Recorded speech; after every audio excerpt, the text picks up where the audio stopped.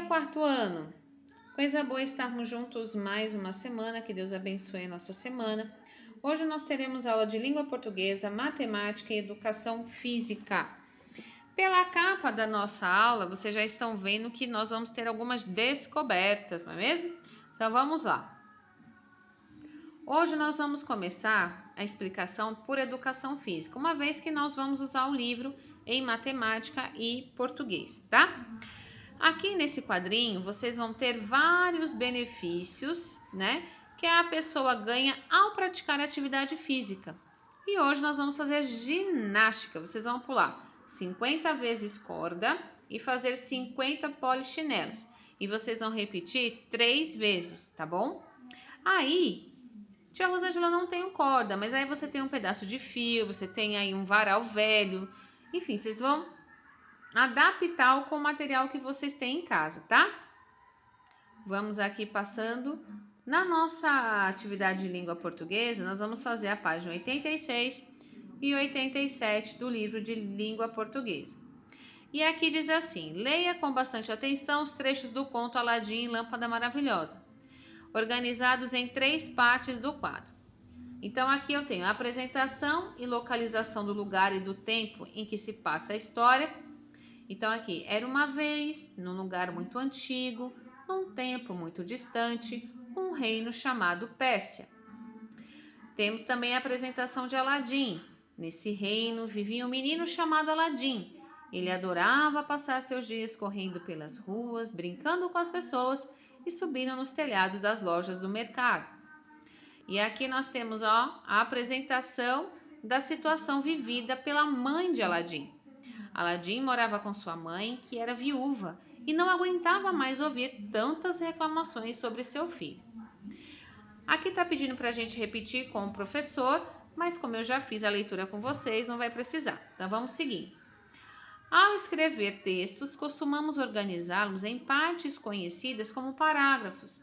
Para isso, deixamos um espaço em branco no início da primeira linha de cada parágrafo, um pouco depois da margem esquerda. Voltemos aqui. Era uma vez, nesse reino, Aladim morava. Vocês percebem que antes de iniciar o parágrafo foi dado um espacinho. Esse espacinho nós chamamos de parágrafo, tá? As informações presentes em cada parágrafo do quadro são as mesmas. Só voltando aqui.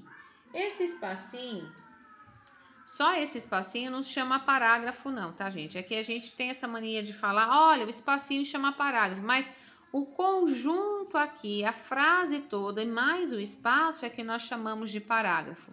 Então, aqui eu tenho 1, 2, 3 parágrafos, né? Só para dar uma lembrada. Que característica marca o início de cada parágrafo? O espaço, né, gente?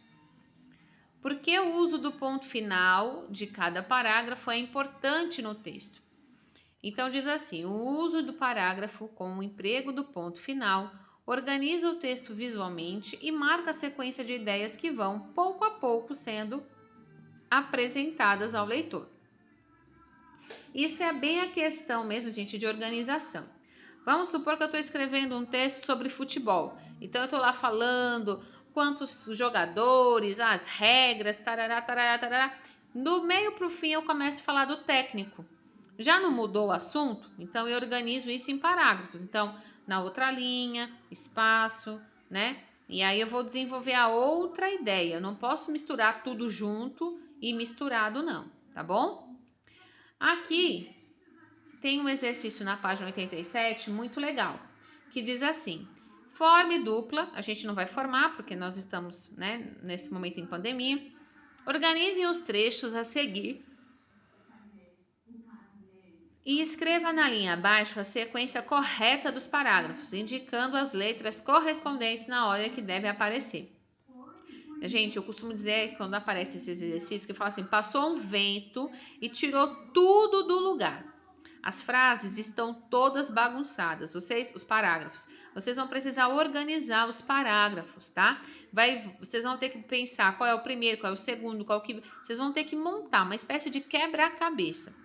Vamos supor que a sequência vai ser C, D, P, Você vai colocando aqui na linha as letras em ordem que vai ser, né, o começo, o meio e o fim. Não é necessariamente A, B, C, D, E, viu, gente? Tá tudo fora de ordem, certo? Quando você acabar de organizar o texto, de ver quais são as partes que encaixa, você copia o texto que você organizou lá no seu caderno, tá? Lá na atividade de matemática também está muito fácil. Joana vai distribuir 2 biscoitos para cada um de seus cachorros. Desenhe os biscoitos que cada cachorro vai receber. Então, aqui no pratinho de cada cachorro, você vai desenhar 2 cachorros e vai responder as questões de A a D em relação aos cachorros e a quantidade de biscoitos. No número 2, você vai criar um problema matemático utilizando essa informação que está aqui, né? Essas 6 caixas de bombons com 6 bombons, né? Você vai criar a situação problema, você vai resolver essa situação problema. Não tem esse aqui, ó, Joana vai distribuir 2 biscoitos, né? Então, vamos supor, Joana comprou uma bomboniere. Ela fez 6 caixas de biscoito com 6. Fulano comprou quanto, sei lá, levou para casa. Então, vocês vão criar o problema e resolvê-lo.